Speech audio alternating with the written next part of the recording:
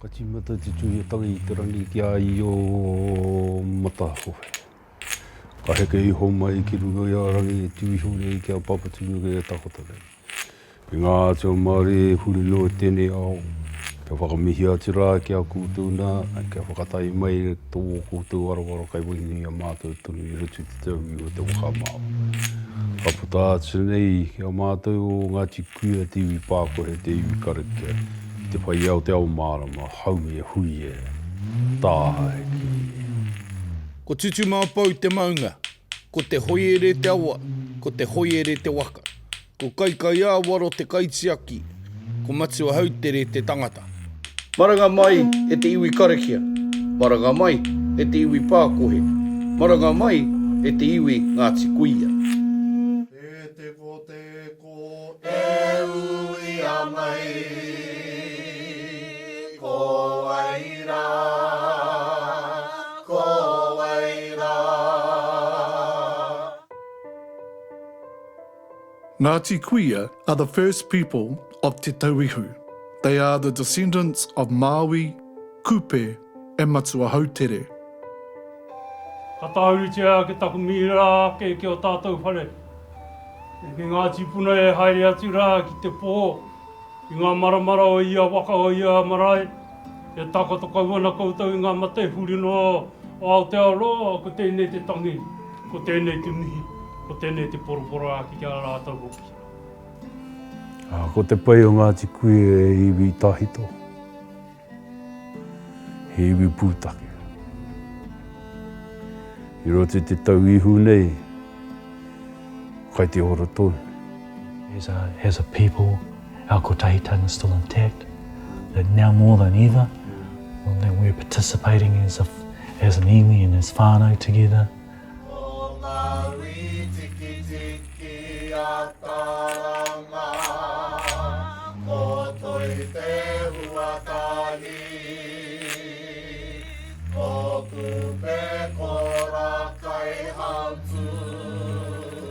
It was Matua Hautere who was brought to Te Tauihu by the taniwha Kaikai Āwaro. Engari whai huarahi, ara rau a Tangaroa, mo a tātou mokopuna, mo a tātou mokopuna. Tēnei anō te tehi huarahi, kia e ai te rā, whakaaro nui, minaka nui. Kia noho tahi nā iwi, o te tauhi o te waka, kia kotahi te whakaaro. Kia kotahi anō te pātuki ngā o te manawa. Ko koutou manawa ki tōku manawa. He ātāhua katoa. Nā kokoru, nā wai, nā awa, nā puke, nā maunga, he ātāhua. Pērā anō tō te riu e noho ana tō mātou marae o te hora. He ātāhua.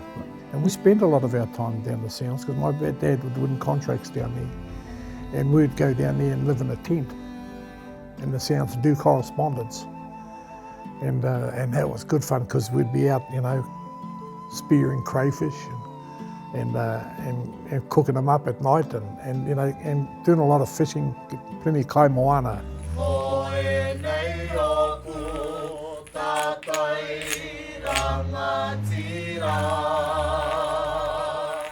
It was the people of Matua Hautere, Ngāti Kuia, who settled the land Te Hoiere. You wouldn't believe it, it was so poor in those days, they had no food. So Brother Bill and myself used to go up there and we'd go hunting across the river, get a pig, skin it, cut it up and give it to these people. Oh, they were good people, you know what I mean, in those days, yeah. My father, Martin, was a strong man who was a recognised leader. He did much for other people. He was generous, and people came to him for advice and support. And so both my mother and father were very strong characters, very wonderful, wonderful people. Ko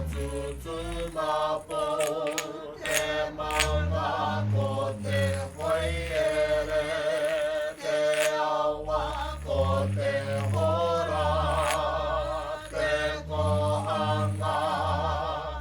Ngāti Kuia gave their voice to the land, which enables them to speak in te tauihu.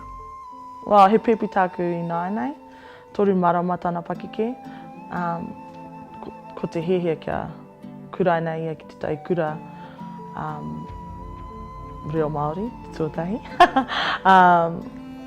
me te mōhio ki tōna Ngāti Kuia tanga, ki tōna tauihutanga. Kia hau nei kua rātou te āpopotanga, me nā kaore mātou I te tino tautoko I a rātou me aha. Kaore hea āpopo.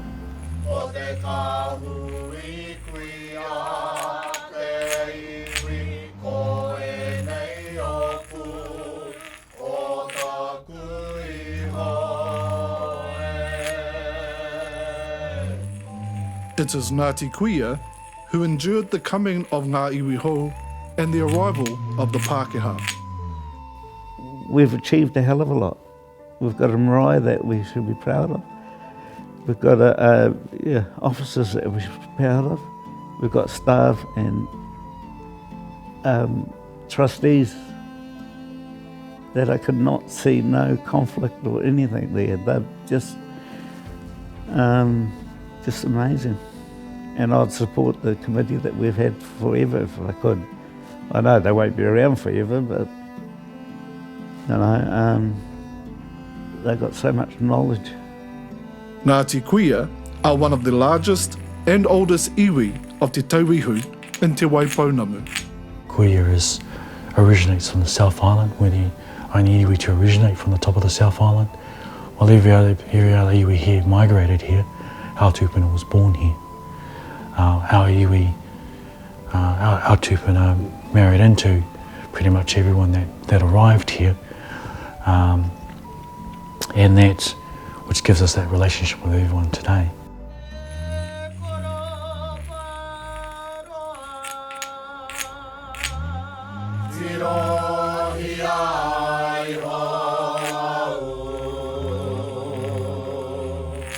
Ngāti Kuia form an amalgamation of descendants of Matua Hautere and the kura haupō iwi of Ngaitara, Ngāti Tūmata Kōkiri, Ngāti Wairangi, Rangitāne, Ngāti Apa, and Ngāti Māmoe.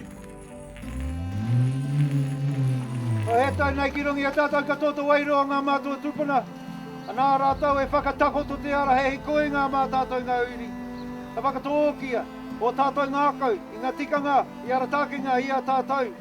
Kia ngākau nui ki te hāpai a tātou mahi katoa. I roto I te pono, I te taka, I te māramatanga me te aroha anō. O titei ki titei. E koe I a rā, e rongo whakairi ki ronga I tuturi whakamaua kia taina. Ahara e te toki, haumie, huie, tāhiki e. We want our stories to be part of normalised and socialised so that our occupation and our position in this place has been, it's been quite hard and quite difficult at times. And our whakapapa dwindled and now it's growing. There's a sense of pride now that we've rebuilt things and we've seen that out at Mere Toto. When many of the people in the Wero, in the Waiata and on the Waka, the shared whakapapa that we have now and the pride that we have in our past, present and will be the future. Ngāti Kuia communities settled in a number of locations across Te Tauihu, including the Marlborough Sounds, the Nelson and Tasman districts, Taitapu and Lakes Rotoiti and Rotorua in the south. Being able to reteach our history and giving us a focus about knowing and being able to share some of the, not just the grievances that happened to us by the Crown, but also about what were some of the places where people lived, did things, done things.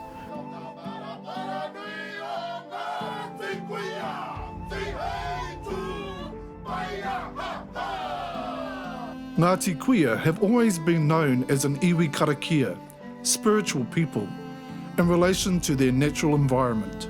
Hei hoki taka hui tahita, ki taka hui tipua, ki taka hui araki, ki ta kāhui ahurawa, ki ta whakahakanga nei ko wai te waka e takatā nei. Hoi no ko te taha o te iwi karakia kia tātou o Ngāti Kuia, he iwi e tino mōhio tea ake nei tō mātou taiao. Tangaro ki tai, tangaro ki uta, tāne mahuta, nā maunga, ngā ara e hono atu ki te nuinga o ngā topito o te waipaunamu, ko Ngāti Kuia tērā. A koera nā tino mātaranga a tātou tupuna, ia papa he karakia.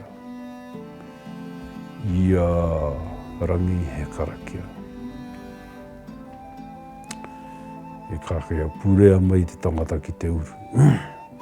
Uru i rotu i tau rangi. A pērā kia Ngāti Kuia, te iwi karakia.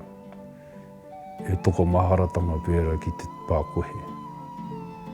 E kore ware tia mātou i tērā, te karakia. I tipu ake au i tētahi ao rereke i mo te karakia. Engari,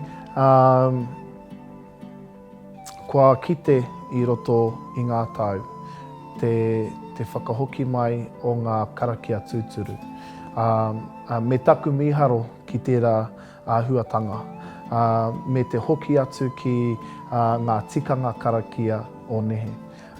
When we're talking about iwi karakia, we're not talking about hahi. We're not talking about Christianity. Ko tātou mene kōrero mō ngā atua, atua Māori, me ngā tūpuna.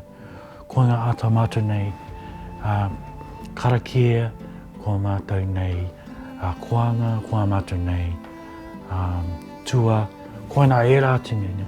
So we have lots of different types of ways of talking to our atua and our tūpuna for aid and to help us. Types of tua. These are all different kinds of incantations and karakia that are not like Christianity or other types of faith. Waihaere Mason has been chairperson of Te Rūnanga o Ngāti Kuia Trust since 1999. He recently shared his story of growing up in Ruapaka. My name is Waihaere Mason. And my family have lived in this place since time beyond memory. I spent my youth in the Pelorus Valley. The river then was full-flowing with rapids interspersed with deep pools. Trees were down to and over the water, with quiet backwaters its entire length. It could be safely forded in only two places, above the Ruapaka Rapids, down there, and at Wilson's Crossing, above its confluence with the Whakamarina River.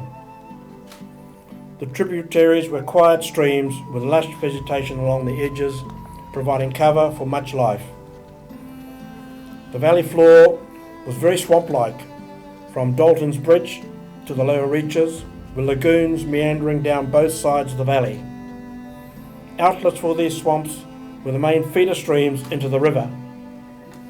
Harakeke flourished in all places. We fished the entire length of the river, which abounded in brown and rainbow trout and eels.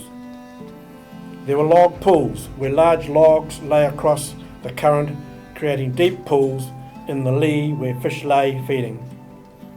A popular pastime was to wander up the river at night with torches, just looking at the masses of juvenile life forms scurrying about feeding. Neap tides could be measured at the Whakamarina River confluence, which confirms our tupuna story that waka were tied up there after journeying from the Sounds to Te Hura. Dried shark was a particular favourite of my grandmother. Snapper could be caught opposite Cullen's Point from the shoreline. We netted herring at the Waituna Bridge on the turn of the tide, the water frothing, such were the numbers of this particular delicacy. Ko taku toki he toki tāwhito, he toki tipua. Ko taku toki he toki ngā matariki. Ngāti Kuia are known as te iwi Pākohe. Pākohe is the Māori name for the stone argillite. It is only found on Rangitoto ki te Tonga, D'Urville Island, and along the Pai Pākohe, the Nelson Mineral Belt, which are within the Ngāti Kuia tribal area. Ko taku toki he toki ka meha meha. Ko taku toki he toki Pākohe. Hoi nā te iwi Pākohe, he kianga no tata nei tērā te iwi Pākohe. I mua, ko te iwi karakia. Hara te mea he rereke Ngāti Kuia i ngā iwi katoa o te Aotearoa me te Waipounamu. He iwi karakia tātou katoa.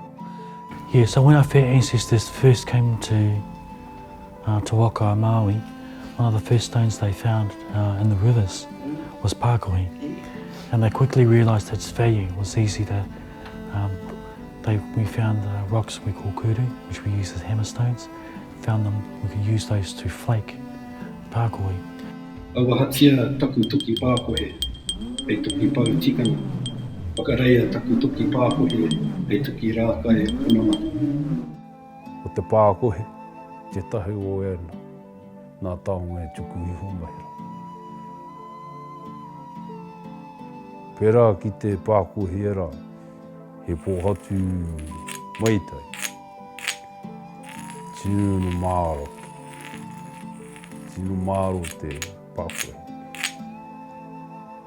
E rereke ki te rā te mauri o te Pākohe ki e rā atu o nā koatu i roto o Aotearoa. Pākohe was essential for the lives of our tūpuna, so when we talk about our tūpuna coming over here, and especially from travelling over from the islands and coming here, there's the three things that people need to survive, and it's shelter, clothing and kai.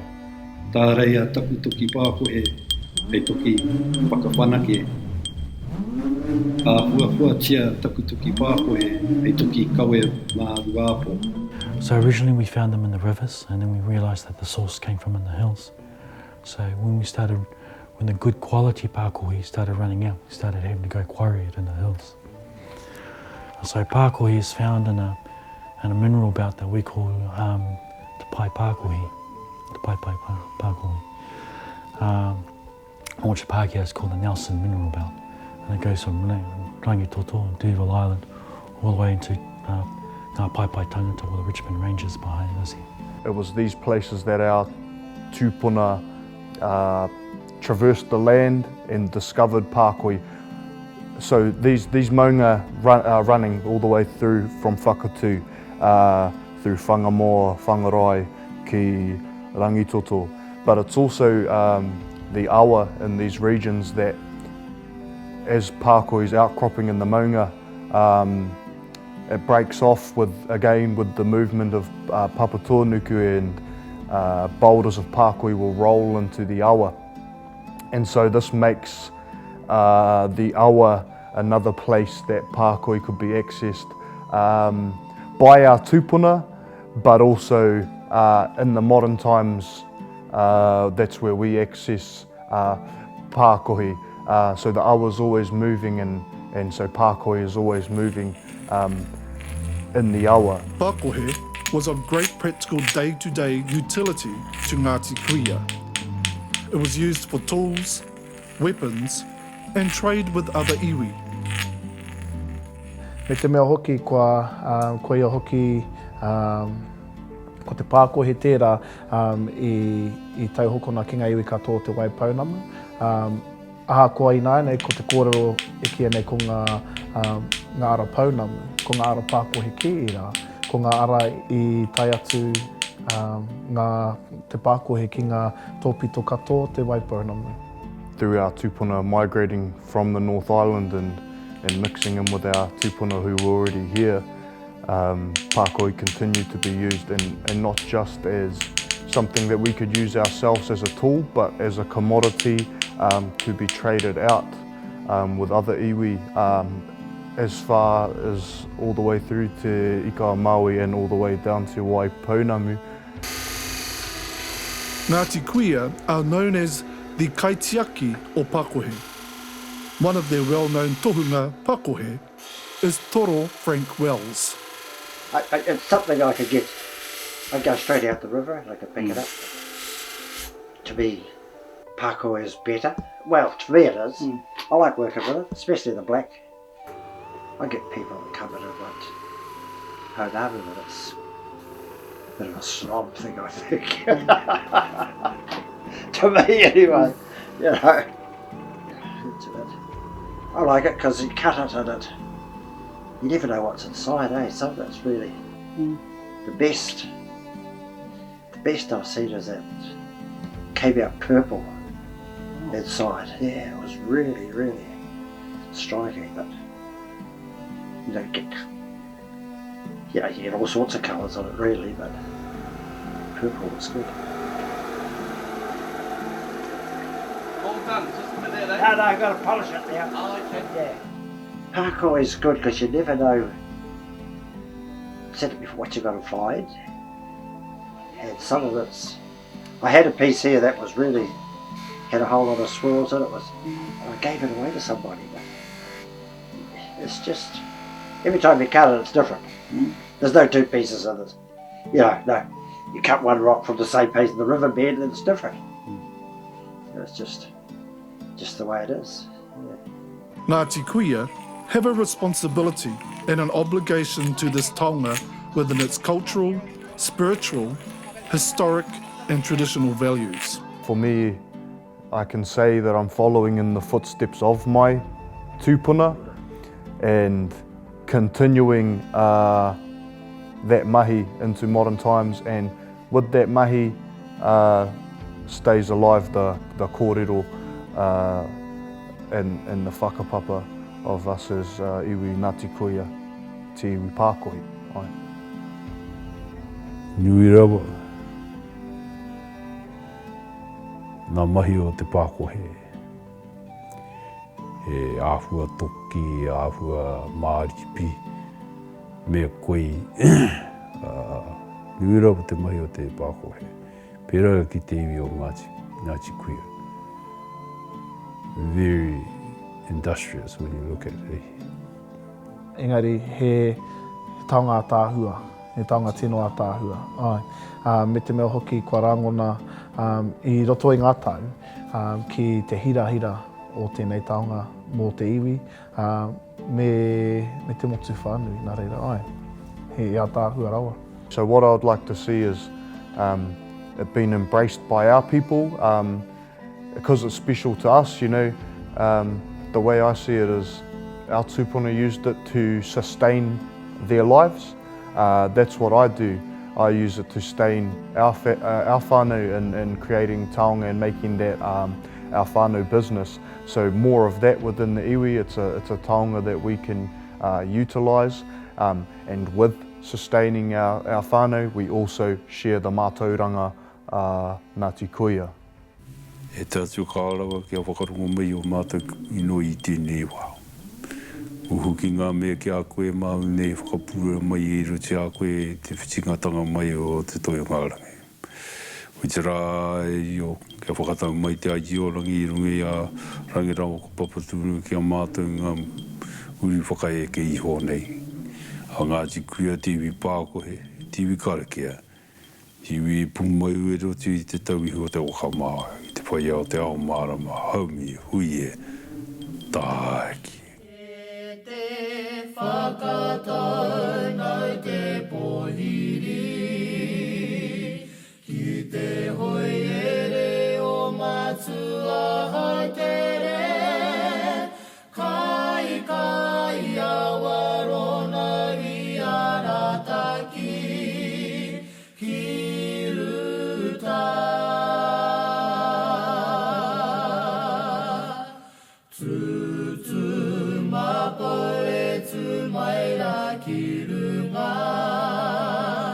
Koia te iwi Pākohe Ngāti Kuia, maranga maira e ngā mokopuna ki runga.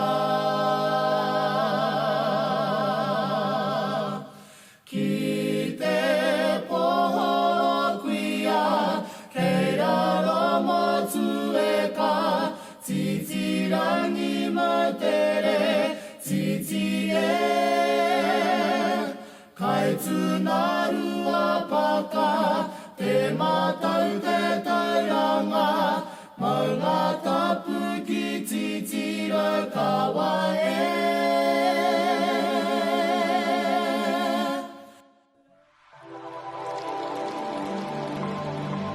Titiri whakamaua, e whanake ake, whanake ake.